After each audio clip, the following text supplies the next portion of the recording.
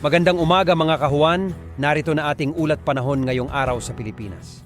Magandang umaga sa inyong lahat, narito na ang lagay na ating panahon ngayong araw ng Lunes, April 22, 2024. At narito nga ang ating inaasahang magiging lagay ng panahon sa kasalukuyan base sa ating mga latest satellite images at mga datos.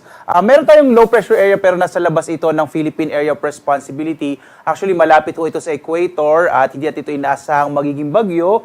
Pero yung mga kaulapan, kasama na yung trough o extension nito, ang siya magdadala ng mas malaking tsansa ng mga pag-ulan, partikular na sa bahagi ng Basilan, Sulu at Tawi-Tawi. Inaasahan naman natin sa mga susunod na oras o within the day, pwede nga malusaw naman na yung itong low pressure area na ito. At samantala, ang ridge o extension ng high pressure area ang siyang nakaka-apekto, partikular na dito sa may silangang bahagi ng Luzon. Kaya makikita ninyo dito sa ating satellite images, halos walang masyadong kaulapan dito sa may bahagi ng Luzon. Isa ko kasi sa indikasyon niya ng high pressure area, hindi masyadong nabubuo yung mga kaulapan. Kaya mainit na panahon pa rin ang mararanasan, partikular na dito sa may Luzon at Kabisayaan. May mga tsansa pa rin ng mga pulupulong pag-ulan, pagkidlat, pagkulog. May mga na-monitor nga tayo ng mga thunderstorms, partikular na dito sa may bahagi ng Samar, Leyte, dito sa may area din ng Caraga. Ito ay mga localized thunderstorms lamang. So within the week ho, malit yung chance na magkaroon tayo ng bagyo sa loob ng Philippine Area of Responsibility.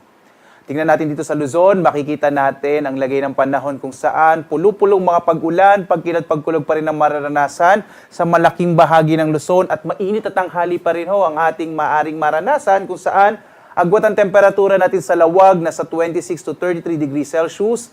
Sa bahagi ng Baguio, 16 to 27 degrees Celsius. Sa Tuguegarao, aabot hanggang 38 degrees Celsius. Sa Metro Manila naman, 26 to 36 degrees Celsius. Sa Tagaytay, 23 to 33 degrees Celsius. Habang sa Legazpi, nasa 27 to 33 degrees Celsius. Dumako naman tayo sa Palawan, Visayas at Mindanao. Dito nga sa may bahagi ng Palawan at Kabisayaan, mga pulupulong pag-ulan. Pagkilat pagkulog din ang mararanasan kung saan yung agwat ang temperatura sa Palawan, partikular na sa Calayan Islands, 26 to 34 degrees Celsius. Sa lungsod naman ng Puerto Princesa, nasa 26 to 34 degrees Celsius.